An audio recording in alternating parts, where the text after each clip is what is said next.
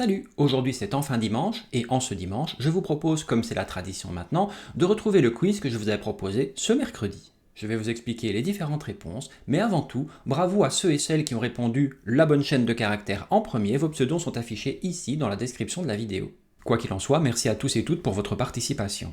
Pour rappel, cette capsule quotidienne était centrée sur un quiz sur l'œil. Si vous ne l'avez pas encore regardé, allez la voir d'abord évidemment, ça sert à rien de regarder les réponses ici si vous ne l'avez pas encore fait.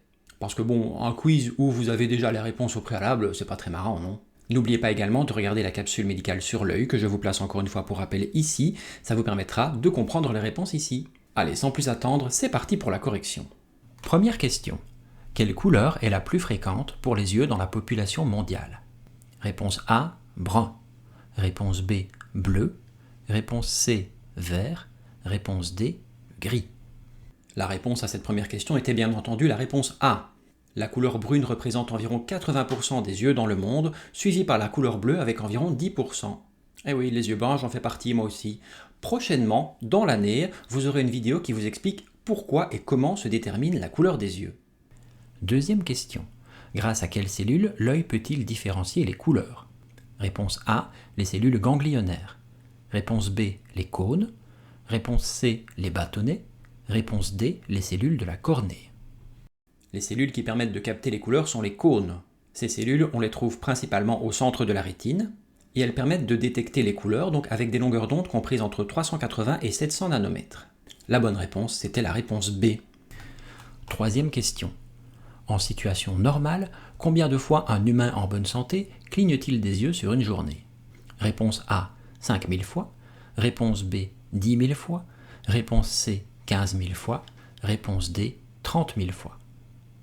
On considère que l'œil cligne environ 17 fois par minute. Si on compte une journée classique, donc comptons, pour être un peu excessif, que vous dormez 10 heures par nuit. Donc pendant 10 heures, les yeux ne clignent pas, évidemment, ils sont fermés. On peut donc partir sur une base de 840 minutes. Et si on fait 840 x 17, ça donne 15 000. 15 000 clignements d'yeux sur une journée, c'est pas mal, hein? Réponse C. Quatrième question. Chez un patient hypermétrope sans correction, où se forme l'image qui traverse la cornée? Réponse A, devant la rétine. Réponse B, derrière la rétine. Réponse C, sur la rétine.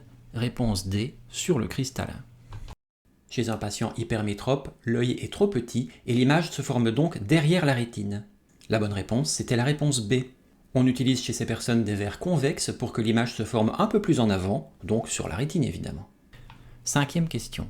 Vous croisez parfois des personnes qui portent des lunettes qui vous donnent l'impression que les yeux sont agrandis, comme si les lunettes étaient des loupes. De quelle pathologie souffrent ces patients? Réponse A, la myopie.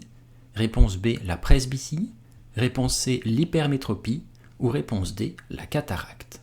Eh bien, j'espère bien vous avoir attrapé sur cette question, car en fait, elle n'est que la continuité de la question 4. Ce sont donc bien les verres correcteurs de l'hypermétropie qui sont convexes et qui donnent parfois une impression de loupe. On a l'impression de l'extérieur de voir les yeux agrandis. Réponse C. Alors, ça a donné quoi pour vous? La combinaison gagnante, c'était A, B, C, B, C. Bravo à ceux et à celles qui ont été les premiers à donner cette chaîne de caractères dans les commentaires de la vidéo de mercredi. Quoi qu'il en soit, merci à tous et toutes pour votre participation. On se retrouve mercredi prochain pour un prochain quiz. Passez une bonne fin de week-end. À demain. Salut!